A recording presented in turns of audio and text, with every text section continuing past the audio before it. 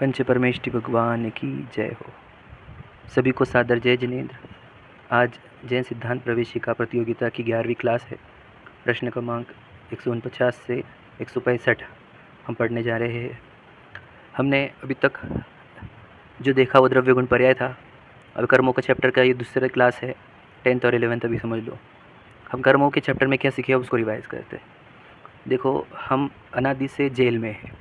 Jail को ही बंधन कहा जाता है। कौन से जेल में है? तो जेल मतलब कर्मों की जेल में। कर्मों की जेल में है या नहीं है? बिल्कुल है। कैसे? देखो, हमें को नए नए शरीर प्राप्त होते हैं, फिर जन्म मरण होते हैं, फिर नए शरीर प्राप्त होते हैं, फिर उस शरीर के साथ बहुत सारे अच्छे और बुरे प्रसंग बनते रहते हैं। ये हमारे साथ अनादि से हो रहा है। हमारे पास अब हमारे पास इतनी शक्तियाँ होने पर भी, इतने गुण होने पर भी हम आज इतना दुखी और बेचारे जो बने हैं, ये कर्मों की जेल के कारण ही हुए हैं। हमने ज्ञानावरणी कर्म को भी देखा था पिछले इसमें कि हमारे पास शक्ति तो अनंत है, अनंत ज्ञान की शक्ति होने पर भी कितना ज्ञान कम हुआ है हमारा। तो ये दंड है, ये दंड ही है, पूर्व अपराधों का दंड है कि आज हमारे पास ज्ञान इतना कम है। तो हम जेल में है, ये बात पक्की है। 8 प्रकार के कर्म होते हैं, ये भी हमने पढ़ा। फिर कर्म कैसा है समझने के लिए दृष्टांत दिया था हमने। फिर से एक बार देखते हैं कि कर्म एक, समझ लीजिए हमारे पास आत्मा जितनी एरिया में है उतने ही एरिया में एक कार्माण शरीर है जो हमारे साथ अनादि से चल रहा है ना, कार्माण शरीर।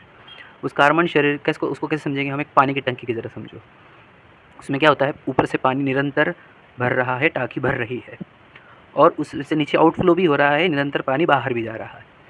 तो समझ लो जिस फ्लो से पानी ऊपर बढ़ रहा है उतने ही फ्लो से पानी नीचे उतर रहा है।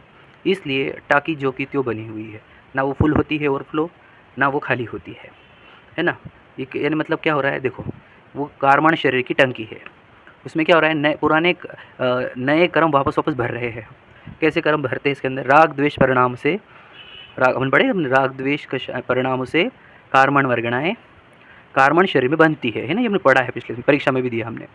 तो यह होता है इनफ्लो, जिस कर्म आए है ना। और इनफ्लो को ही जिनवानी में बोला जाता है तत्व की भाषा में आश्रव। वो आ रहे हैं, वो आश्रव है, और वो चिपक गए उसको बोलते हैं बंधन। समझ रहे? 2 तत्व है। तो ये है अनादि से, मतलब कर्म इनफ्लो हो रहे हैं, कार्बन शरीर में आ रहे हैं। फिर आप बोलेंगे ओवरफ्लो क्यों नहीं होता? तो आउटफ्लो भी चालू है। आउटफ्लो मतलब उसमें से कुछ कर्म अपने फल देकर निकल रहे हैं। अपना फल देकर निकलना को ही कहते हैं उदय। कर्म उदय देते हैं, तो निरंतर फल भी तो आ रहे हैं। देखो, हमारे साथ जो जो प्रसंग घट रहे हैं, जो हमारे साथ अच्छा बुरा हो रहा है ना, जो जो हमारे साथ अभी तक जो जो घट रहा है, अभी जो घट रहा है, वो सब कहाँ से आया है? वो कर्मों की टंकी से ही आया है। तो हमने बताया था ना, ये क्यों, वो क्यों, ऐसा क्यों, ऐसा क्यों, इन सबका उत्तर तो कर्म ही है। जिसने जैसे टंकी में भरे थे कर्म, वैसे वैसे उसको फल मिलते हैं, है ना। तो ये कर्मों की टंकी है, और वो जो बाहर से निकलता है, नीचे से जो पानी आ रहा है, उसको हमने क्या कहा? उदय, है ना। तो आश्रव तत्व बताया, बंध तत्व बताया, संवर्णिज तत्व बाद में बताएंगे अपन, है ना। पर हमें मेरे को थोड़ा इतना समझाना था अभी आपको, आश्रव तत्व, बंध तत्व, ठीक है। अब हम कर्मों के में से हमने ज्ञानावर्णी, दर्शनावर्णी और ज्ञानावर्णी, दर्शनावर्णी और वेदनी, ये 3 कर्म हमने पिछले चैप्टर में देखे थे, है ना। अब हम मोहनीय की चर्चा करेंगे। मैं रिपीट नहीं करना चाहता, जो देखा है हमने वो आप फिर से देख लेना, क्योंकि रिपीट करने में समय निकल जाएगा। मैं शुरुआत करता हूँ डायरेक्ट प्रश्न क्रमांक 149।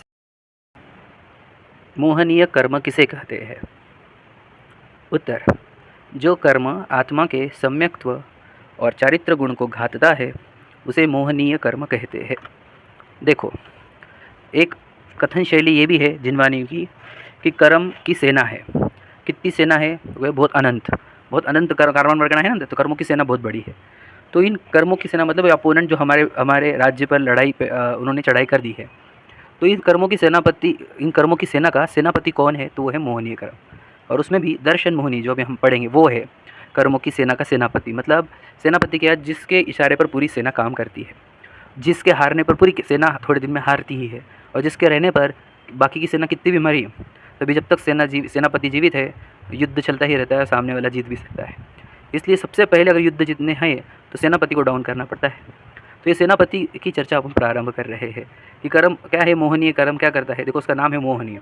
इसको दृष्टांत दिया जाता है काय का, कि इसको शराब भी बोला जाता है, इसको निद्रा भी बोला जाता है ना। मतलब एक इसको उपमा दी जाती है शराब की, या फिर इसको दी जाती है निद्रा की। निद्रा मतलब वो वाली निद्रा नहीं जो हमने दर्शनावर्णी में पढ़ी थी, मोह की निद्रा या मोह का नशा। छेड़ला की लाइन बोली तो, मोह महामद पियो अनादि, भूल आपको भर मतवादी, ये लाइन सुनी आपने।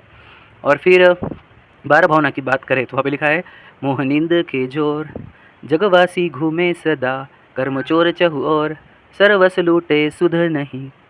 तो ये है कर्मो, मोह की निद्रा कहो या मोह नाम की शराब कहो, यानी ये कर्म क्या करता है हमारे को ये मोहित करता है। मोहित करता है मतलब भ्रमित करता है, भ्रमित करता है मतलब इल्यूजन क्रिएट करता है। इल्यूजन इंग्लिश समझ में, मतलब हमारे को ब्लफ करता है, चीट करता है, हमारे को सुला देता है, सपनों की दुनिया में रखता है, रियलिटी में नहीं आने देता। समझ लो कर्मों की सेना है उधर से, तो सेनापति बोल रहा है तुम टेंशन मत लो, मैं उसको शराब पिला के आऊँगा। वो एक बार शराब पी लिया तो आप उसके ऊपर कितना भी अटैक कर सकते हो। तो सेना भी बोलती है ठीक है आप जाओ, पहले आप अटैक करो, उसको शराब पिलाओ, उसको बेहोश करो, है ना, शुद्ध नहीं समझ ना, उसको शुद्ध, उसकी बेशुद्ध करो, है ना, उसका होश उड़ा दो उसके, या फिर हम उसको लूट लेंगे, उसके पूरी से उसका पूरा राज्य लूट लेंगे। तो होश उड़ाने वाला, बेहोश करने वाला, सुलाने वाला, छल करने वाला, क्या कहें हम, माया रचने वाला, भूल देने वाला होता है मोहनीय कर्म। उसके डेफिनेशन में लिखा है वो क्या करता है, सम्यक गुण को और चारित्र गुण को घातता है। दो लाइन लिए है। तो देखो आपने सुना होगा मोक्ष मार्ग क्या है, सुखी होने का मार्ग, मुक्त होने का मार्ग क्या है, कर्म से बाहर आने का मार्ग। तो आचार्य स्वामी पहले अधिकार में, तत्वा सूत्र के पहले अधिकार में पहले ही सूत्र में कहते हैं सम्यक दर्शन ज्ञान चारित्राणि मोक्ष मार्ग कहा, है ना। तो सम्यक दर्शन, सम्यक ज्ञान और सम्यक चरित्र, इससे मोक्ष मार्ग होता है। तो उसमें सम्यक दर्शन जो है वो श्रद्धा गुण है हमारा, या फिर उसको सम्यक तो गुण कहते हैं, अपने पढ़े हैं ये पहले भी। और चारित्र गुण, मतलब उसमें सम्यक दर्शन और सम्यक चारित्र, ये दो शब्द जो है वो इंपॉर्टेंट है ना। सम्यक ज्ञान तो हम पढ़ ही रहे हैं वैसे जो पढ़ रहे हैं, लेकिन सम्यक दर्शन और सम्यक चारित्र ये दो मेजर हमारे गुण हैं, इंपॉर्टेंट गुण हैं। इन दोनों गुण को डैमेज करता है, घातता है ये मोहनी कर्म। मतलब सोचो उसका अटैक डायरेक्ट क्या बोलते हैं हेड ऑफिस पर है, उसका अटैक डायरेक्ट सम्यक्त्व गुण और चारित्र गुण जो हमारे सबसे स्ट्रॉन्गेस्ट गुण हैं उस पर अटैक करता है वो, समझ में आए। ये दो गुणों पर अटैक करने के लिए उसके पास दो टाइप की सेना है ना। तो उसके भेद कितने हैं, तो दो भेद है, एक दर्शन मोहनी और एक चारित्र मोहनी। मतलब एक श्रद्धा गुण को मोहित करता है उसके ऊपर अटैक करता है, और एक चारित्र गुण को मोहित करता है उसके ऊपर अटैक करता है। समझ में आ रहा है। मतलब मोहनी का काम क्या, वह शराब पिलाने का, उलझाने का, बहकाने का, सुलाने का, समझ में आए। तो किसको, एक श्रद्धा को सुलाता है, बहकाता है, शराब पिलाता है, या फिर चारित्र को, ठीक है। तो उसमें से अब हम दर्शन मोहनी की चर्चा चल होगी। 151 पर दर्शन मोहनी कर्म किसे कहते हैं। देखो लिखा क्या है, जो कर्म आत्मा के सम्यक्त्व गुण को घातता है उसे दर्शन मोहनी कर्म कहते हैं। समझ में आ रहा है। मतलब क्या, किसको अटैक कर रहा है बोलो, सम्यक्त्व गुण। हमने सम्यक्त्व गुण पढ़कर आए हैं, इसलिए मैं रिपीट नहीं करूँगा, थोड़ा ज़्यादा नहीं, पर समझाना जरूरी है, सबसे इंपॉर्टेंट है। देखो सम्यक्त्व गुण को घात रहा है। सम्यक्त्व गुण क्या था बोलो, क्या बताया था हमने, याद है किसी को, कि अपने वस्तु में, अपने शुद्धात्म में अहमपना स्थापन करना, है ना, उसको मैं मानना, वह सम्यक्त्व है। जो अपनी वस्तु है उसको मैं मानना, वह सम्यक्त्व है। इसके अपोजिट क्या होता है, वो दर्शन मोहनी का फल होता है। कि सम्यक्त्व गुण है जो अपनी वस्तु को मैं मानूँ, मैं मेरी वस्तु को मैं मानूँ, ये मेरा सम्यक्त्व गुण है। परंतु इसी गुण को अटैक किया जा रहा है। दर्शन मोहनी क्या कर रहा है, इसी गुण को अटैक कर रहा है। क्या, कि ये जो मैं आत्मा में मैं पना स्थापन करूँ तो वो नहीं करने देगा। मतलब फिर वो क्या करेगा, इस शरीर में मैं पना स्थापन कराएगा। जो सामने मनुष्य का शरीर है, पुरुष स्त्री का शरीर है, या फिर कभी त्रियंश का शरीर था हमारे बीच, देव नारकी का था, तो उन शरीर, जो शरीर प्राप्त होता है उस शरीर में अहम पना स्थापन करता है। हमने कीड़े का एग्जाम्पल भी लिया था, टॉयलेट का कीड़ा। तो ये दर्शन मोहनी कर्म क्या करता है, उस सम्यक्त्व गुण को घातता है। ये कैसे होता है समझाऊंगा, वो आगे के प्रश्न में है, इसलिए ज़्यादा डिटेल नहीं ले रहा हूँ क्योंकि आगे के प्रश्न में है। तो वो दर्शन मोहनी के कितने भेद है, देखो। तो दर्शन मोहनी के 3 भेद है। जो श्रद्धा गुण को घातता है, ऐसा दर्शन मोहनी गुण के 3 भेद है। कौन से, तो याद रखना, ये 3 भेद का के आधार पर है इंटेंसिटी, मतलब उसकी पावर कितनी है। तो सबसे स्ट्रॉन्गेस्ट दर्शन मोहनी होता है मिथ्यात्व नाम का। नाम क्या है उसका, मिथ्यात्व। समझाऊंगा मिथ्यात्व क्या रहता है। फिर दूसरा नाम होता है उसका सम्यक मिथ्यात्व, दूसरे का नाम है सम्यक मिथ्यात्व, और तीसरे का नाम है सम्यक प्रकृति। ठीक है, 3 नाम है। तो तीनों का एक्सप्लेनेशन भी है नीचे, पर हमने समझाया। तो पहला सबसे डेंजरस कौन, मिथ्यात्व। उससे बहुत मंद, यानी कम पावरफुल, लेस पावरफुल होता है सम्यक मिथ्यात्व, नहीं, हाँ बराबर। और उससे सबसे कम कमज़ोर होता है सम्यक प्रकृति कर्म। ये 3 भेद है दर्शन मोहनी के। ठीक है, अब उसमें से मिथ्यात्व कर्म किसे कहते हैं वो समझते हैं अपन 153 पर। तो जिस कर्म के उदय से अतत्व श्रद्धान होता है उसे मिथ्यात्व कर्म कहते हैं। क्योंकि ये सबसे डेंजर, सबसे इंपॉर्टेंट हमें जो समझना है वो ये है। क्या है ये, कि ये है जो हमारे ये क्या होता है, जिसके उदय से, मतलब दर्शन मुनि का सबसे स्ट्रॉन्गेस्ट कर्म कौन सा है, सबसे स्ट्रॉन्गेस्ट भेद कौन सा है, मिथ्यात्व। और मिथ्यात्व के लिए उन्होंने वर्ड यूज़ किया, देखो क्या यूज़ किया, कि अतत्व श्रद्धान होता है। तो ये अतत्व श्रद्धान मतलब क्या, देखो समझना कि जो वस्तु जैसी है, हाँ, जो वस्तु जैसी है उसको वैसा मानना, वो होता है तत्व। तत्व यानी जैसी वस्तु है, और त्व मतलब पना। मतलब जैसे एग्जाम्पल, शक्कर कैसी है, तो मीठी है, तो मीठापन शक्कर का क्या है, तत्व है। दृष्टांत दे रहा हूँ, ज़्यादा डिटेल में नहीं जाना है मुझे। तो मीठापना ये है शक्कर का गुण, बराबर है। अब अतत्व श्रद्धा मतलब क्या, शक्कर को तीखा मानना। अब तीखापन उसमें था नहीं, फिर भी तीखा माना, यही मिथ्यात्व है। अब मिथ्यात्व शब्द का अर्थ क्या होता है, मिथ्या जो है नहीं तो तब भी मान रहा है। तत्व का अर्थ क्या, तत्व मतलब जैसा है तो वैसा माना, तो हो गया तत्व। और मिथ्या तो क्या रहता है, जैसा है नहीं, मिथ्या यानी है नहीं तभी मान रहा है। समझ में है। जैसे देखो, हम जीव है और ये पुद्गल शरीर है ना, तब भी इस पुद्गल को मैं मान रहे कि नहीं मान रहे, ये मिथ्यात्व है कि नहीं है। जैसे जो सुख है उसको हम दुख मानते हैं, जो दुख है उसको सुख मान रहे हैं, ये सब मिथ्यात्व है। क्यों, जैसा है वैसा नहीं मानता, उससे अपोजिट मानता है। इसी को भ्रम बोला जाता है, इसी को अज्ञान बोला जाता है, इसी को ही मिथ्या दर्शन, इसी को ही मिथ्यात्व कहा जाता है। मतलब मिथ्या दृष्टि जीव, जो हमने बोला था इतने बार सुना है कभी वर्ड, वो ऐसा रहता है जो रियलिटी मानता ही नहीं। देखो हम कौन से चेतन है, चेतनत्व है ना हमारा, फिर भी हमने जड़ शरीर को मैं माना कि नहीं, तो ये जड़त्व को मैं मान रहे कि नहीं, अपने आप को जड़ मान रहे कि नहीं, गोरा काला मोटा पतला पुरुष स्त्री है ना, ये शरीर मान रहे कि नहीं, तो ये क्या मिथ्यात्व है। ये मिथ्यात्व क्यों, क्योंकि आप वो हो ही नहीं, वो तो पुद्गल है। समझ रहे, हमने तो बता जी आपको कितनी जगह पर लिखा हुआ है। तो ये पुद्गल का शरीर होने पर भी उसको मैं मानना, ये मिथ्यात्व है या नहीं। और हम जीव है तभी अपने आप को जीव मान रहे हैं क्या, नहीं, ये मिथ्यात्व है या नहीं है, बिल्कुल मिथ्यात्व है। तो जैसी वस्तु है उसको वैसा नहीं मानना, उसके अपोजिट मानना, तो ये मानने को दूसरा वर्ड होता है श्रद्धा। मतलब जैसी वस्तु है उसकी वैसी श्रद्धा नहीं करने की, अपोजिट श्रद्धा करने की। जैसी वस्तु है उसका वैसा विश्वास नहीं करना, अपोजिट विश्वास करना। और बोलो तो जैसी वस्तु है उसकी वैसी प्रतीति ना करके उससे अपोजिट प्रतीति कर रहे हैं, यही इसका क्या हुआ, मिथ्यात्वपना हुआ। समझ रहे। तो ये है मिथ्यात्व के प्रकार। तो देखो कैसा दर्शन मोहिनी कर्म, जो स्वयं को भुला देता है। क्या हो गया, अनादि से नए नए शरीर मिलते गए और स्वयं की सत्ता पता नहीं थी, छह द्रव्य पता नहीं थे, द्रव्य गुण पर्याय पता नहीं थे, तो क्या हो गया, जो शरीर सामने दिखा इंद्रियों के माध्यम से, जो शरीर सामने दिखा उस शरीर को मैं मानने की आदत है हमारे को। और दर्शन मुनि का फल दे रहा है, वो तो बोल रहा है कि देखो शरीर तू है, ये शरीर तू है, तो हम भी मान लेंगे हाँ ये शरीर में, अरे मैं तो गोरा हूँ, मैं तो काला हूँ, मैं तो सुंदर हूँ, मैं तो कुरूप हूँ, मैं तो मोटा हूँ, मैं तो पतला हूँ, मैं तो पुरुष हूँ, मैं तो स्त्री हूँ। यही दर्शन मोहिनी का फल है। सोचो हमारे साथ ये हो रहा है, हमको किसी को पता ही नहीं। अब लिखा ना, सर्वस्व लूटे शुद्ध नहीं, शुद्ध ही नहीं है हमारे को। कौन, मोह नींद के जोर, मोह की नींद में, सब लोग मोह की नींद में है। इतना आनंद जीवन, सब अपने आप को शरीर ही मान रहे हैं जो कर्मों ने बना के दिया है। मान रहे कि नहीं मान रहे, भगवान जी मानते हैं क्या, मुनराज मानते हैं क्या, नहीं मानते। तो इसीलिए फिर वो पूज्य है, वो मोह की निद्रा से बाहर आए। और हम मोह की निद्रा में या मोह के नशे में है। मोह महामत पियोनादि, भूल आपको, अपने आप को भूल गया है और भूला भ्रमत्वादि, इसलिए संसार भटक रहा है। ठीक है, तो वो ही अकेला सेनापति है, सब कर्मों को लेकर आता है ना, वही डेंजरस है सबसे ज़्यादा। और वही सब कर्मों को, वही तो इस शरीर को मैं मनवाता है ना। तो ये कर्मों के निमित्त से निमित्त करता है, निमित्त है वो, पर हम भाषा ऐसी यूज़ करते हैं व्यवहार की कि कर्म ये करता है वो करता है। गलती तो हमारी भी है ना, समझे कि नहीं। हम क्यों मानने लग गए उसकी बातों को, समझे, उसने ठगा हमारे को, उसने हमारे को ठगा, तो तुम तो ठगे गए, तुम्हारी बुद्धि कहाँ चली गई थी। तो उसने हमारे को मनवाया कि मैं शरीर नहीं। आप क्यों नहीं जागे, क्यों प्रश्न नहीं पूछा, क्यों भगवान जी को पूछा नहीं, क्यों जिनवानी को पूछा नहीं, क्यों गुरुओं को पूछा नहीं कि मैं कौन हूँ, मेरा स्वरूप क्या है।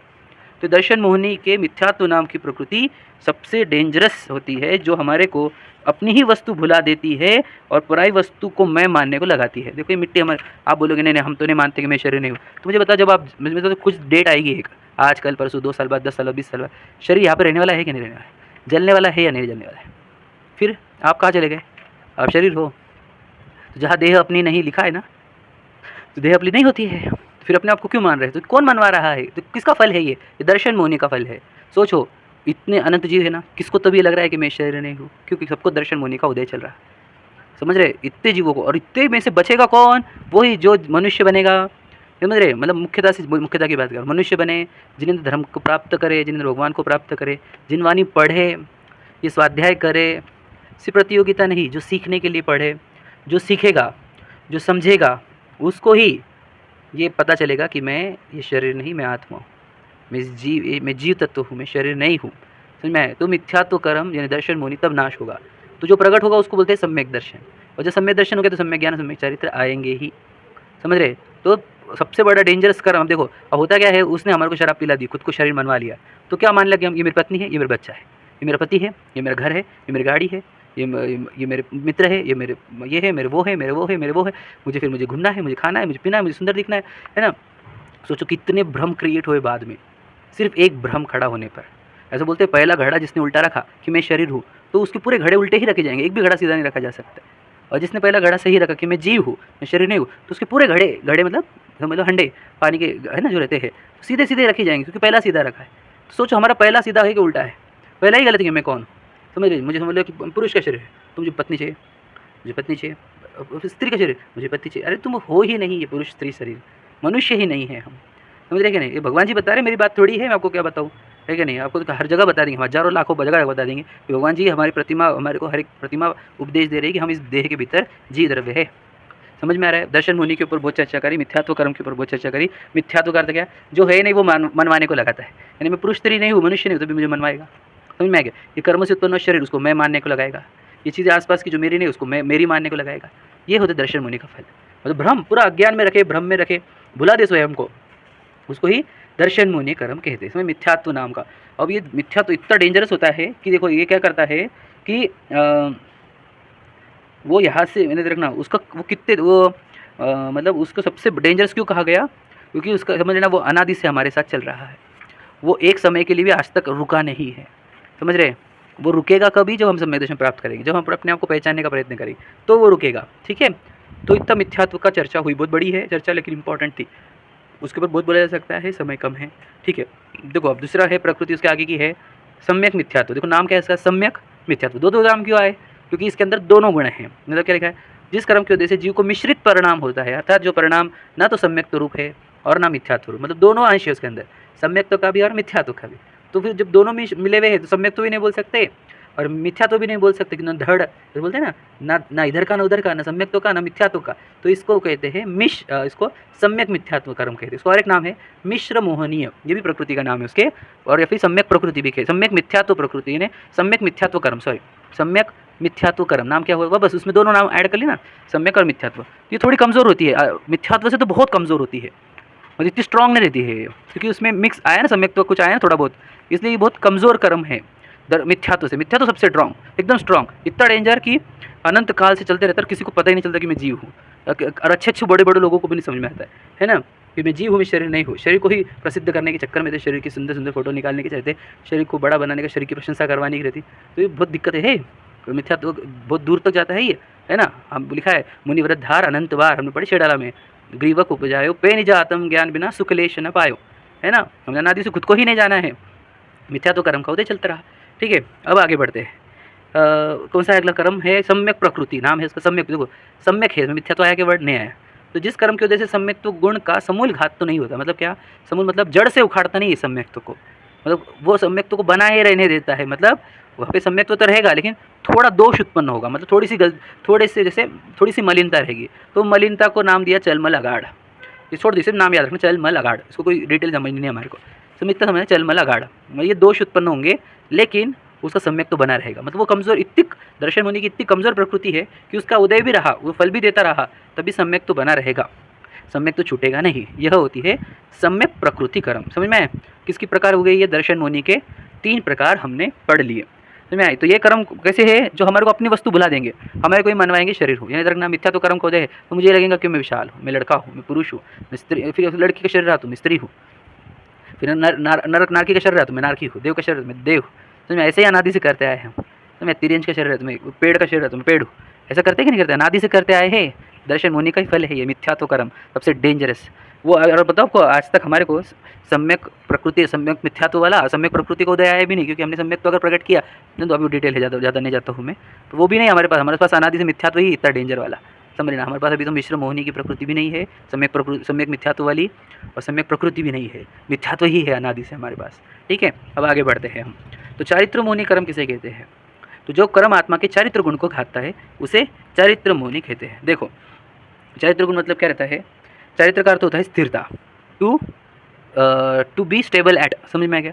कि किसी के ऊपर टिकना, स्थिर रहना, समझ में, चल विचल नहीं करना। तो ये किस में? तो अपने स्वभाव में, किस में? अपने आत्मा में से ज्ञान और आनंद बहते रहता है, ज्ञान और आनंद। तो अपने ज्ञान और आनंद स्वभाव में स्थिर रहना इज इक्वल टू चारित्र, समझ में आया? यह है सम्यक चारित्र, मतलब मैं बता भी चुका चारित्र हुआ था अपना, तो अभी बताया था हमने कि हमारे, वैसे वहाँ पे लिखा था कि अंतर की सभी क्रिया है ना, अभ्यंतर क्रिया बाह्य क्रिया सब नष्ट होकर जब अपने आत्मा का आनंद आता है, मतलब वहाँ पर आनंद नहीं लिखा था, वहाँ पर बोलना दोनों क्रिया नष्ट हो जाना, तो बोलना है जब हमारे ज्ञान और आनंद अपने आत्मा के जो स्वभाव है उसमें स्थिर रहे तो वो होता है चारित्र। और जब अपने ज्ञान और आनंद में हम स्थिर नहीं रहते तो क्या करते हैं, स्थिर नहीं रह पाए तो ज्ञान आनंद, तो हमारे को उत्पन्न होंगी कषाय। तो जब कषाय आई वो है चारित्र मोहनीय कर्म का उदय। समझ में यार, कषाय आई मतलब कषाय का अर्थ क्या होता है, कसना। कसना मतलब लोड, मतलब पीड़ा देना, किसको, आत्मा को। तो जो आत्मा को पीड़ा दे उसी का नाम कषाय होता है। तो आत्मा को कसने वाली मतलब क्या हो जाता है, वहाँ पे हम ज्ञान आनंद को छोड़ देते हैं, अपने ज्ञान, क्योंकि हम अपने को जाने नहीं, अपने को जानेंगे नहीं तो अपना स्वभाव मालूम ही नहीं ज्ञान आनंद। तो ज्ञान आनंद स्वभाव पता नहीं था, अपने को जानते नहीं थे, तो क्या हो गया था, फिर ज्ञान आनंद से बाहर आए तो काय में आए, कषाय में आए, राग द्वेष में आए। समझ में आए। तो ये कषाय जो आती है ये किसका उदय है, तो ये है चारित्र मोहनी कर्म का। अभी लिखा है, समझ में आ गया, जिस जो कर्म आत्मा के चारित्र गुण को घाता है, मतलब स्थिरता, स्वभाव में स्थिरता को घाता, मतलब हम ज्ञानानंद में स्थिर नहीं रहेंगे, तो स्थिर नहीं होंगे तो क्या हो जाएंगे, कषाय में आएंगे। तो वो कषाय में आना इज इक्वल टू चारित्र मोहनी, मतलब चारित्र मोहनी के फल में क्या होगा, कषाय होगी। समझ में आए। अब समझ में आए, इतना सिंपल नहीं पड़ेगा। लिखा क्या है, चारित्र गुण को घाता है, इसे लिखा ना, उसको चारित्र मोहनी। लेकिन उसके अब भेद पूछे तो चारित्र मोहनी कर्म के कितने भेद है, उसके भी दो भेद है, एक कषाय वेदनी और एक नो कषाय वेदनी। वापस ये दोनों भी पावर के रूप में ही है। कषाय जो होती है वो स्ट्रांग होती है और नो कषाय वो वीक होती है, कमज़ोर होती है। समझ में, कषाय स्ट्रांग और नो कषाय, नो का अर्थ 9 नहीं पकड़ना है यहाँ पर, नो का मतलब छोटी कषाय, ठीक है। और एक्चुअल क्वांटिटी में 9 ही है वो, पर वो बात बोलना है कि उसका नो है, 9 नहीं है, तो डबल वो पर का नहीं है, नो है, एक ही मात्रा है यहाँ पर, नो कषाय, ठीक है। वहाँ पर हाँ एक ही मात्रा है भी, देख लेना आप वहाँ पर भी। तो नो कषाय वीक है और कषाय स्ट्रॉन्गेस्ट है। तो कषाय के कितने भेद है, 158 पे। तो उन्होंने कहा देखो आप इतने सारा क्वांटिटी दिख रही है आपको, एकदम इजी है वो, आपको क्वांटिटी ज़्यादा लग रही है लेकिन एकदम इजी है। आप इसमें बोले हो, देखो किस में, आलोचना पाठ में बोलते ना, अनंतानुजुबंदी जानो प्रत्याख्यान अप्रत्याख्यानो संज्वलन चौकड़ी गुनिये। तो ये चौकड़ी ये 4 है, मतलब अनंतानुबंधी, अप्रत्याख्यान, प्रत्याख्यान, संज्वलन, और ये चौकड़ी प्लस और एक चौकड़ी कौन सी, क्रोध मान माया लोभ, ऐसे वो 16 है। समझ में समझाते हैं, एक अनंतानुबंधी क्रोध, अनंतानुबंधी मान, अनंतानुबंधी माया, अनंतानुबंधी लोभ। फिर वापस अप्रत्याख्यान क्रोध, अप्रत्याख्यान मान, अप्रत्याख्यान माया, अप्रत्याख्यान लोभ। फिर प्रत्याख्यान क्रोध, प्रत्याख्यान मान, प्रत्याख्यान माया, प्रत्याख्यान लोभ। फिर संज्वलन क्रोध, संज्वलन मान, संज्वलन माया, संज्वलन लोभ। ऐसा लिखा है, देखो आप लिखा ऐसा ही है। तो ये हो गए 16, 4 × 4 सेट कैसा है, 4 अनंतानुबंधी वाले 4 सेट और क्रोध मान माया लोभ वाला 4 सेट। तो ये 4 सेट × 4 इससे 16 हुए। तो ये 16 को याद करने का लॉजिक दिया हमने आपको। अब उसको 1 बाय 1 हम समझेंगे, ठीक है। ये 16 कषाय के नाम तो आ गए, अब 9 कषाय के 9 नाम पढ़ते हैं हम, है ना, है वो 9 कषाय और क्वांटिटी इसकी 9 है। देखो वहाँ पे लिखा भी है, देखो उत्तर में देखेंगे आप, तो स्टार्ट हो रहा है 9 कषाय के 9 पर एक ही मात्रा है और उसके 9 भेद है, तो 9 में आए 2 मात्रा, समझ में। तो 9 क्वांटिटी भी है लेकिन 9 का अर्थ होता है छोटी कषाय, ईरिषद कषाय बोलते हैं उसको, ठीक है। समझते हैं उसको, क्या क्या भेद है उसके। देखो हास्य मतलब laughter, laughter is also a कषाय। समझ में आए, हमको कभी हंसना तो कभी कषाय लगा ही नहीं, येस इट इज़ ऑल्सो कषाय। और पर आत्मा दुखी हुआ है, सच में समझना ध्यान से, क्योंकि उसने ज्ञान आनंद छोड़ा और हंसने को लग गया। हंसने के विषय भी देखो, किसी को चिढ़ा कर या कुछ हो सकता है ऐसे प्रसंग, तो हंसना भी कषाय है, लाफ्टर। रति अरति, रति मतलब क्या, लाइक्स, और अरति होता है डिसलाइक्स, मतलब अगर कोई चीज़ पसंद है बहुत तो समझ लो उसके लिए दुखी होगा, तो हो गया वो रति में। और कोई अरति में बिल्कुल पसंद नहीं और वो मिल गई तो दुखी होगा, वो अरति। समझ में, लाइक्स डिसलाइक्स। मैं इंग्लिश वर्ड दे रहा था कि समझ में आए। शोक मतलब क्या, रिग्रेट, कि ऐसा क्यों हो गया, ऐसा क्यों हुआ, ऐसा क्यों हुआ, ऐसा क्यों हुआ, ये ऐसे रोना कोई चले जाने के बाद, कुछ प्रसंग होने के बाद परेशान रहना, शोक करना, मतलब समझ रहे, तो वो हो जाता है शोक में। समझ में, रोना धोना भी शोक में आ जाता है। तो ये भी कषाय है, समझ, इसमें भी दुखी होता है, मतलब डाउटफुल है उसमें अंदर। फिर भय, है ना, भय मतलब समझ, फियर, समझ रहे। तो अगर किसी का भी भय है, कभी भी चिंता, भय है हमारे अंदर, हे भगवान ऐसा नहीं होना, भूत का, प्रेत का, दुनिया का, कोई भी प्रश्न का भय है, मतलब कषाय है। दुखी होते हैं कि नहीं हम भय में, तो सीधी सीधी बात है, वो भी एक कषाय है। फिर 3 नाम है, देखो जुगुप्सा रहेगी। जुगुप्सा मतलब क्या, इंग्लिश वर्ड बोले तो एग्जैक्टली इंग्लिश वर्ड याद नहीं आ रहा है मुझे इसके लिए, मैं आपको बताना चाहता हूँ। मतलब क्या कि कोई चीज़ को देखकर एकदम घिन आना, घिन समझे, हिंदी में घिन बोलते हैं ना, घिनौना लगना, तो इंग्लिश में क्या बोलते याद नहीं आ रहा है मुझे, ठीक है। तो घिन आना किसी भी चीज़ की, हे कितना गंदा है, छी छी छी छी छी, ये समझ रहे, इस टाइप की जो फीलिंग है उसको बोलते हैं जुगुप्सा। तो ये भी कषाय है कि नहीं, कषाय है। किसी भी चीज़ को देख के इतना ओवर एक्ट कर रहे हैं, मैंने जाऊँगा तो गंदा, छी छी छी, तो दैट इज़ ऑल्सो कषाय, वो भी एक कषाय है और उससे भी आत्मा दुखी होता है। अब ये 3 वेद है, देखो अब नाम है स्त्री वेद, पुरुष वेद, नपुंसक वेद। ये क्या है, इसको सेक्सुअल डिज़ायर्स कहते हैं। समझ में, जो हमारे को एकदम से क्रिएट हो जाती है और हम पागल हो जाते हैं वो एक कषाय का उदय है, मतलब वहाँ पे कर्म की प्रकृति है, कौन सी, वेदनीय वाली, मतलब वेद वाली, कौन सी, वेद सी, वेदनीय नहीं, वेद कौन सा, देखो जो पुरुष है, स्त्री वेद है, मतलब पुरुष शरीर के साथ उसको रमन के भाव आएंगे, पुरुष वेद है उसको स्त्री शरीर के साथ रमन करने के भाव आएंगे, और नपुंसक वेद वाले को दोनों के साथ रमन करने के भाव आते। स्ट्रॉन्ग डिज़ायर क्रिएट होती ना, यानी स्ट्रॉन्ग विश क्रिएट होती ना, वो रमन करने की, मैथुन की, तो वो जो है वो उदय है किसका, कर्म है वहाँ पर एक नौ कषाय का, तो वो कर्म करा रहा है ऐसा नहीं है, पर जब भी हमारे को होगा तो वो कर्म का उदय रहेगा। समझ में, हमारे को इतना क्यों अट्रैक्शन है, क्योंकि हम अपने आप को शरीर मानते, सामने वाले को भी शरीर मानते, और गंदा शरीर मेरा भी, गंदा शरीर उसका, फिर भी अट्रैक्शन। सोचो मलमूत्र कितना लिखा है, हाड़ मांस का घड़ा, हड्डी मांस चमड़ा है अंदर पूरा, तो मलमूत्र भरे हुए देख लेना सब, समझ में, देखेंगे अंदर से तो उल्टी करेंगे, इतना गंदा है फिर भी अट्रैक्शन है, क्योंकि कर्म बांधे हमने, तो कर्म वेद के उदय आते हैं, चारित्र मुनि का भेद है, वो 9 कषाय में के 3 जो है वेद है, एक स्त्री वेद, पुरुष वेद और नपुंसक वेद, तो वो वेद में वैसे वैसे खराब भाव आते। तो कभी भी देखो हम कोई गलत सीन देखे, गलत मूवी देखे, गलत बातें करें, चर्चा करें, ये की पार्टियों में हम गंदी गंदी बातें करते हैं फ्रेंड्स मिलने पर, वो सब वेद हमारे और बढ़ते हैं उससे, और हमारे को जो नहीं चाहिए थे वो भी चीज़ें बढ़ जाने लग जाती। तो ये अपने आप को समझाओ कि ये भी एक कषाय है, और उसमें हम सुखी नहीं होते, दुखी होते, तड़पता है आत्मा, कितना तड़पते, सोचो कौन सी डिज़ायर क्रिएट हो गई, तो कब तक, जब तक ना मिले तब तक पागल हो जाता है, तो वो भी एक कषाय है, समझ लेना। वो कोई सुखी होने का प्रसंग नहीं है, इन्जॉयमेंट का प्रसंग नहीं है, वो एक कषाय है, दुख का प्रसंग है वो, समझ में, तड़पता है जीव, मनराज छोड़ते क्या नहीं सब, समझ रहे क्या नहीं, और सब ज्ञानी जन भी प्रतिमा जब लेते हैं, ऊपर की प्रतिमा रहती है तो छोड़ते, ठीक है। चलो अब हम कषाय के जो वो अनंतानुबंधी, अप्रत्याख्यान, प्रत्याख्यान, संजुलन, तो याद रखना, जो आपने जो आलोचना पाठ में जो क्रम बोला है उसमें अनंतानुबंधी के बाद अप्रत्याख्यान नहीं, शायद वहाँ पे प्रत्याख्यान है, पर क्रम क्या है, अनंतानुबंधी, फिर अप्रत्याख्यान, और फिर प्रत्याख्यान और संजुलन, ठीक है, ये क्रम याद रखना। हम पढ़ रहे हैं अनंतानुबंधी क्रम किसे कहते, देखो क्या लिखा है, अनंतानुबंधी क्रोध मान माया लोभ, है ना, 4 तो हमेशा ही है। तो अनंतानुबंधी क्या रहते हैं, जो कर्म आत्मा के स्वरूपाचरण चारित्र परिणाम को घातते हैं, अर्थात अनंतानुबंधी क्रोध मान माया लोभ, सॉरी उन्हें अनंतानुबंधी क्रोध मान माया लोभ कहते हैं। तो देखो ये क्या होता है, ये सबसे डेंजरस कषाय होता है, मैं वहाँ पे बोला था आपको अनंतानुबंधी, बताऊंगा आगे, तो आ गया वो टाइम। तो अनंतानुबंधी का अर्थ ही है अनंत, अनंत अनुबंध, मतलब इसके अंदर अनंत कषाय होती है, अनंत प्रकार के बंध होते हैं, हमारे को आत्मा को बहुत सारा बंध होता है जब जब अनंतानुबंधी कषाय होती है। तो ये अनंतानुबंधी 4 कषाय में सबसे स्ट्रॉन्गेस्ट कषाय, क्यों स्ट्रॉन्गेस्ट कहा, इसलिए नहीं कि वो उसके अंदर कुछ बड़े एक्शन होते होंगे, क्योंकि ये कषाय कितनी चलती है, कि ये कषाय की ड्यूरेशन, इसकी ड्यूरेबिलिटी, इसकी क्या बोलते हैं उसको, वासना काल ये इतना लंबा रहता है कि ये 6 महीने के आगे ही रहता है इसका हमेशा टाइम, मतलब क्या, ये 2 साल के लिए, 5 साल के लिए, 10 साल के लिए, जीवन भर के लिए, या जन्मों जन्मों तक वो बैर पाल लेगा, वो व्यक्ति का प्रेम पालेगा, है ना, किसी का अट्रैक्शन पाल लेगा, किसी का बैर पाल लेगा, अनंत भाव तक भी, मतलब इतने अनंत जन्म मरण कर ले तब तक उसका बैर या उसका प्रेम आकर अट्रैक्शन क्रिएट करके रखता है कोई भी चीज़ का। तो वो जिसका ड्यूरेशन टाइम 6 मंथ्स के अबाव हो, समझ में, वो अनंतानुबंधी कषाय होती है, समझ में आ रहा है, मतलब डेंजरस कषाय है। और सोचो इतने लॉन्ग टर्म चलती है, वो होती ही रहती है निरंतर, समझ, चलती रहती है, अंदर आत्मा को तड़पाती ही रहती है, वो होती है अनंतानुबंधी कषाय। तो उसके 4 टाइप होते हैं, अनंतानुबंधी क्रोध, अनंतानुबंधी मान, अनंतानुबंधी मायाचर्य, अनंतानुबंधी लोभ। जब तक अनंतानुबंधी कर्म है तो क्या उत्पन्न नहीं होगा, वो बोलते हैं स्वरूपाचरण चारित्र, मतलब हमें अपने आत्मा का अनुभव होगा ही नहीं, हमें अपने स्वरूप आचरण, मतलब हमारे स्वरूप दिखेगा ही नहीं, वो जब तक रहता है अनंतानुबंधी सम्यक दर्शन नहीं होता है, वो चारित्र मौनी का प्रकृति, लेकिन उसके उदय में सम्यक दर्शन भी नहीं होता, इसीलिए कहा स्वरूपाचरण चारित्र प्रकट ही नहीं होगा उस जीव को जिसको अनंतानुबंधी का उदय है, समझ में।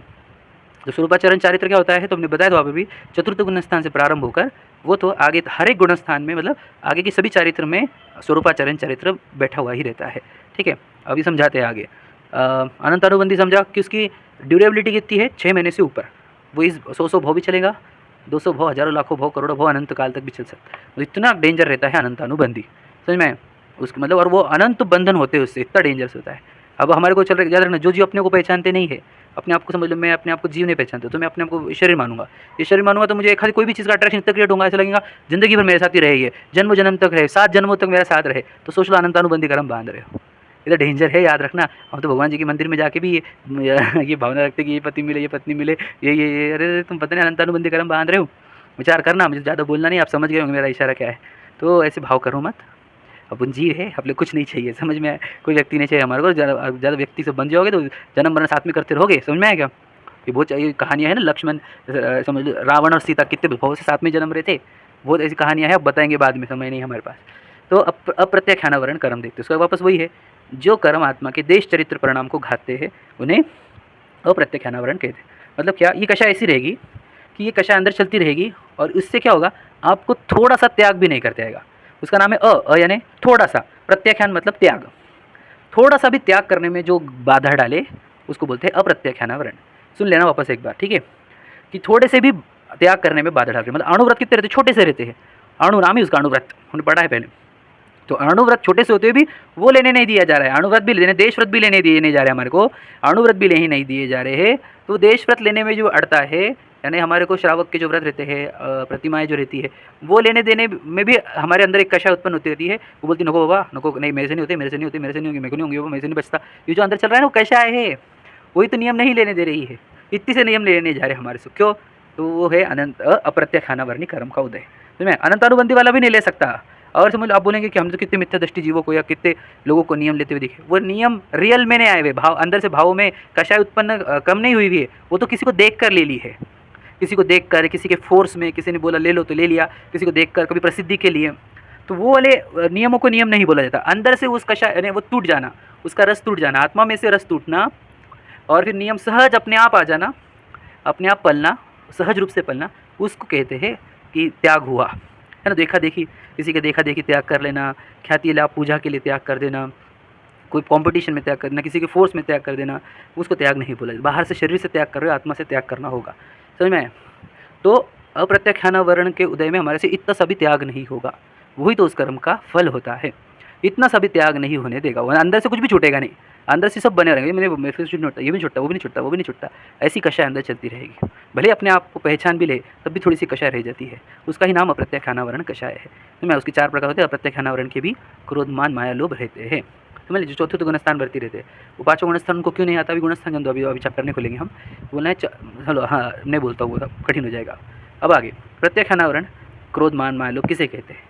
तो देखो, जो कर्म आत्मा के सकल चारित्र परिणाम को घातते हैं उन्हें प्रत्याख्यानावरण कहते हैं। मतलब क्या, ये कर्म क्या कर रहा है कि कोई जीव मान के चलो दीक्षा लेना चाहता है, तो उसको मतलब ऐसे दीक्षा लेना चाहते छोड़ो, मतलब ये भाव आएंगे ही नहीं कि दीक्षा ले लो, ये कर्म का उदय चलेगा। तो प्रत्याख्यान मतलब क्या, प्रत्याख्यान करते त्याग, त्याग लेने में बाधा करें। कौन से त्याग? महाव्रत, है ना, महाव्रत लेने में या फिर सकल चारित्र धारण करने में, है ना। जब भी हमको लेना है तो ये कषाय बोलेंगे नहीं बाबा आपले से नहीं होगा, मुनिव्रत अपने से नहीं पलते बाबा, वो मूलगुण 28 मूलगुण नहीं पलेंगे अपने से, नहीं बाबा अपन नहीं लेंगे मुनिव्रत, नहीं लेंगे नहीं लेंगे। तो ये जो कषाय चल रही है मुझसे त्याग नहीं होता ये, तो ये कषाय होती है सॉरी प्रत्याख्यानावरण, नहीं प्रत्याख्यानावरण कषाय। तो ये कषाय के कारण ये जी महाव्रत नहीं ले पाता, और महाव्रत लेकर, है ना, वो आचरण नहीं पाल सकता, क्योंकि उसको प्रत्याख्यानावरण कर्म का उदय चल रहा है। महाव्रत ले अगर किसी से, है ना, किसी, तो वो महाव्रत पर लेंगे नहीं, क्योंकि उसको प्रत्याख्यानावरण कर्म का उदय चल रहा है, कषाय का उदय चल रहा है। तो कषाय के कारण उसके वो अंदर से वो पलेंगे ही नहीं, ठीक है। तो ये होते प्रत्याख्यानावरण। अब संज्वलन, तो देखो, संज्वलन क्रोध मान माया लोग किसे कहते हैं? जो कर्म आत्मा के यथाख्यात परिणाम को घातते हैं उन्हें संज्वलन कषाय और नो कषाय कहते हैं। देखो, संज्वलन के साथ नो कषाय भी लिया है उन्होंने, है ना, तो याद रखना इसको। तो क्या कहा कि देखो, अब हम आत्मा में लीन होना चाहते हैं, तो मनराज दीक्षा क्यों लेते हैं? आत्मा में लीन होने के लिए, अपने स्वभाव में स्थिर होने के लिए, ज्ञानानंद में स्थिर रहने के लिए, ज्ञानानंद बहते बहते केवल ज्ञान हो जाए और अनंत सुख हो जाए, इसके लिए मनराज दीक्षा लेते हैं। तो आत्मा में दीक्षा लेकर आत्मा स्वभाव में लीन हो रहे थे, आत्मा में लीन हो रहे थे, परंतु एक कषाय उत्पन्न हो जाती है। कौन सी कषाय? जिसमें आहार विहार निहार 28 मूल गुणों का पालन आदि आदि क्रिया होती है। तो ये क्रिया कहाँ से हुई? अंदर एक कषाय उत्पन्न हुई। आत्मा का स्वभाव चल रहा था, ज्ञानानंद में स्थिर थे, लेकिन एक कषाय उत्पन्न हुई। वो कषाय का नाम है संज्वलन। मतलब फिर वो मुनिराज का ध्यान भंग होता है और फिर वे बाहर में आहार विहार निहार आदि क्रियाओं में दिखते हैं।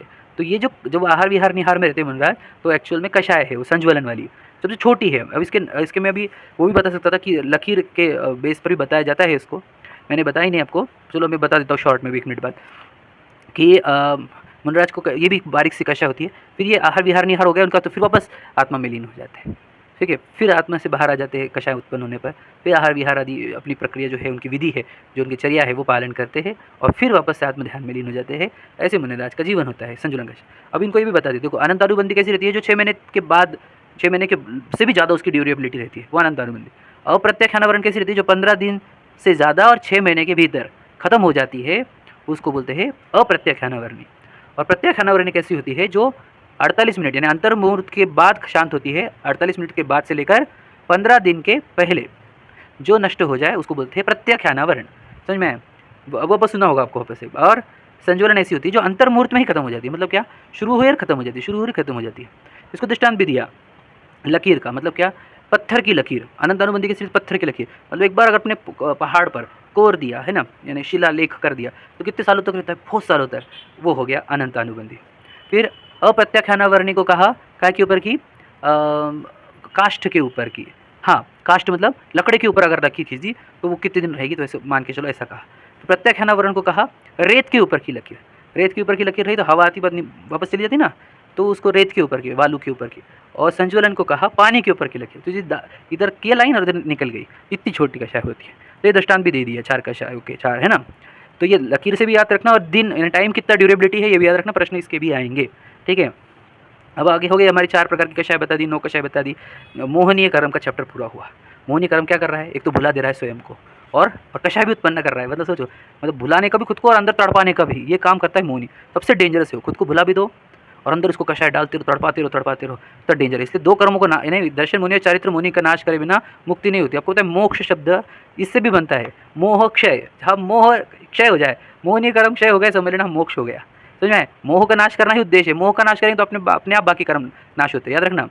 जैसे ही मोह नाश होता है तो तुरंत थोड़े 1 सेकंड भर में या कुछ बहुत बारीक टाइम में केवल ज्ञान हो जाता है। सोचो कितना डेंजर, मतलब हमारा केवल ज्ञान रुका है तो मोह की वजह से ही रुका है। इसलिए मोह नींद से उठ रहे चेतन, तुझे जगाओ। ये चेतन जी राजा, जरा मोह नींद से उठो, अपने आप को पहचानो। लिखा है ना 12 भावना में। और हम बहुत बार बोलते हैं कि भैया मेरे को जागना होगा, वहाँ पे लिखा है कौन जगाएगा मेरे को? सदगुरु दे ये जगाए। मोह नींद तब उपशमे, तब कछु बने उपाय, कर्म चोर आवत रुके। जब आप मोह नींद से जागोगे, आपको सदगुरु मोह नींद से जगाएंगे, आपको बताएंगे कि आप जी हो, अब चेतन राजा हो, है ना, इस देह के भीतर। तो अब तब आपकी मोह की निद्रा टूटेगी, तब मोह नाश होगा दर्शन मुनि का। और फिर अपनी कषाय जैसे आप नष्ट करोगे, है ना, व्रत आदि लेकर, आत्मा में रम कर जैसे कषाय नष्ट होगी, तो आपका चारित्र मोह भी नाश होकर आपको केवल ज्ञान की प्राप्ति होगी। और आपके सबके जीवन में ये हो, इसीलिए हम पढ़ा रहे। समझेंगे? आप सब जीव राजा हो, स्वयं को पहचानो, मोह से मुक्त करो स्वयं को। अब आगे, आयु कर्म किसे कहते हैं? जो कर्म आत्मा को नरक, तिर्यंच, मनुष्य और देव शरीर में रोक कर रखता है उसे आयु कर्म कहते हैं। अर्थात आयु कर्म आत्मा के अवगाहन गुण को घातता है। समझ में आया? समझाते देखो क्या करता है ये कर्म को हथकड़ी का दृष्टांत दिया जाता है और बोला जाता है कि देखो जैसे हथकड़ी रहती है वो हमारे को निकलने नहीं देती ना, वैसे ही ये कर्म क्या करता है, हमारे को इस शरीर के साथ जोड़ के रखता है। तो जब तक आयु कर्म के उदय रहेंगे तब तक हम इस शरीर से बाहर नहीं निकल सकते, रूल है ये, याद रखना। वो समुद्घात वो जो रहता है वो वापस आना पड़ता है, ठीक है, लेकिन समझना हमारे को इस शरीर के साथ चिपके हुए रहना पड़ता है। मतलब सोचो आयु कर्म अगर बचे हुए है तो कुछ भी हो जाए आपका ही शरीर नहीं छूटेगा। हमने दृष्टांत देख लिया, वो अभी फ्लाइट में देखो एक ही व्यक्ति बचा उसके आयु कर्म बाकी थे तो वो इतना बड़ा प्रसंग होने पर भी बच गया, वो कितना बड़ा दृष्टांत है सामने। और आयु नष्ट हो गई तो आप घर में गिरकर भी मर जाओगे, समझ में आया? क्योंकि आयु कर्म के ऊपर है। मतलब आयु कर्म अगर जाने वाला है तो तुम दुनिया के डॉक्टर लगाओ, पूरे ट्रीटमेंट लगाओ, तुम मरने वाले हो। और आयु कर्म बचा हुआ है तो कुछ भी नहीं, तो प्लेन क्रैश हो रहा, पूरे खाक हो रहे, वो बच गया। अब ये रियलिटी मतलब समझना आप कैसा है ये कर्म का खेल। हम देखें अर्थक्वेक में छोटे छोटे बच्चे बच जाते हैं कभी बिल्डिंग के नीचे, तो एक गाड़ी मतलब गाड़ी क्रैश हो गई तो एक बचता है, बाकी 3 मर गए। ऐसे बहुत प्रसंग सुने हैं हमने, ये सब सिद्ध करते हैं कि आयु कर्म होता है। और सोचो जब बड़े बड़े एक्टर्स हो, डायरेक्टर्स हो, नेता हो, राजनेता हो, राजा हो, महाराजा हो, वे लोग इतने पैसा था, प्रॉपर्टी थी, बचा क्यों नहीं रहे खुद को? हम बार बार बोलते हैं दल बल देवी देवता माता पिता परिवार मरती बिरिया जीव को कोई न राखना। मरने का टाइम आया कोई बचा नहीं सकता। अब राजा रहो महाराजा रहो, आयु कर्म नाश होने को आगे कोई बचा नहीं सकता। आयु कर्म के हाथ में है, जितने आयु कर्म लाए हैं उतने दिन जिएंगे, एक समय ऊपर नहीं एक समय नीचे नहीं, तब तक वो शरीर से आपको संबंध जोड़ के रखेगा। ये समझने से क्या लाभ है? मतलब जब तक मेरी आयु कोई मार नहीं सकता मेरे को, भैया आ जाओ कोई भी। आचार्य कुंद कुंद की लाइन है कि जो निज आयुष्य से मरण हो बात जिनवर ने कही, तुम बचा कैसे सकोगे जब आयु दे सकते नहीं, समझ में? या फिर तुम मार कैसे सकोगे जब आयु हर सकते नहीं। मतलब विचार करो, सब आयु कर्म से जीवित है, आयु कर्म जाने पर नाश होता है, तो जाना ही पड़ता है। माँ बाप नहीं रोक सकते, भाई बहन नहीं रोक सकते, देवी देवता नहीं रोक सकते, मंत्र तंत्र जो कोई रोक नहीं सकता। आयु कर्म तम शरीर को छोड़ के जाओ, वैकेंट। समझ में? आयु कर्म क्या होता है? एकदम ईजी है। आयु मतलब हम जो लाइफ वर्ड जो आया है वो आयु से ही आया है। आयु कहाँ से आया? आयु कर्म से नाम आया है, समझ रहे? तो जब तक आयु कर्म है तब तक ही जीवित रहता है जी, उसके ऊपर नहीं। तो वो लोग बोलते हैं जितनी चाबी भरी राम ने, वैसा नहीं, कोई राम चाबी नहीं भर रहा और उतना खिलौना चल रहा, ऐसा नहीं है। जितनी आयु लाई जीव ने उतना चलेगा ये शरीर का खिलौना, चलेगा मतलब उसके साथ रहेंगे हम बंधे हुए। तब तक मैं अलग नहीं जा सकता, या अलग नहीं जा सकता शरीर, हम दोनों के साथ में रहना पड़ेगा। हथकड़ी बन गई है हमारे दोनों की, समझ में? मतलब एक प्रकार से विवाह हो गया इस शरीर के साथ, आयु कर्म ने करा दिया थोड़े दिन के लिए, समझ में आया, है ना? अब आगे आयु कर्म के कितने भेद है? 4 भेद है। कभी मनुष्य के शरीर में चिपका के रखेगा हमारे को, कभी देव के शरीर में, कभी नारकी के शरीर में, कभी तिर्यंच के शरीर में, है ना? ये 4 प्रकार के आयु कर्म होते हैं, वो शरीर में रुका के रखते हैं। तो कर्मों के सिद्धांत हमने पढ़ा है, आपको बहुत सारा समझाया, आपको ये समझना होगा। और जो लोगों को लग रहा है कि वीडियो थोड़ा फास्ट हो रहा है, मैं स्पीड बढ़ाता ही हूँ थोड़ी सी, क्योंकि फिर समय बहुत हो जाता है। आपको लग रहा है कि स्पीड ज़्यादा हो रही है तो आपको वापस सेटिंग है, ऊपर 3 बटन है ऊपर राइट साइड में, उसको बटन का प्लेबैक स्पीड को 0.75 x ऐसा कर क्लिक कर देना तो वीडियो स्लो हो जाता है, आप धीरे धीरे सुन सकते हो। और स्लो करना है तो 0.5x को क्लिक कर देना और स्लो कर देना। तो इस प्रकार हमने मोहिनी क्रम को समझा और आयु क्रम को समझा। क्रम समझ में आ रहा है आपको? ये सब हो क्या रहा है, किसको पता है विश्व में? किसी को पता नहीं है। सिर्फ जिनेंद्र भगवान ने केवल ज्ञान में ये जानकर हमारे को उपदेश दिया है, तीर्थंकरों की देशना है जिन वाणी से हमारे को मिली है, तब तो हम समझ पाए रियलिटी क्या है। समझ में आया कि नहीं? किसी की कृपा से नहीं चल रहा है, किसी के श्राप से नहीं, सब कर्मों से, सब अपने अपने कर्मों से चल रहा है। ये कर्म की प्रक्रिया सीख कर हम बहुत कुछ निश्चिंत हो सकते हैं, बहुत कुछ जानकार हो सकते हैं और बहुत कुछ अपना कल्याण कर सकते हैं। आपको ये कर्मों की थ्योरी सीखने को मिल रही, महाभाग्य है। ये मेरी वाणी नहीं है, ये किसी की वाणी नहीं है, सिर्फ जिन वाणी है, जिनेंद्र भगवान की वाणी है ना। उसका बहुमान करो, पढ़ो, सुनो, है ना। जो जिसने जिसने बहुमान से पढ़ा उसका बहुत कल्याण हुआ है आज तक, है ना। तो आपका भी कल्याण हो, शीघ्र आप भी केवल ज्ञान को प्राप्त हो, अनंत सुख को प्राप्त हो। जय जिनेंद्र।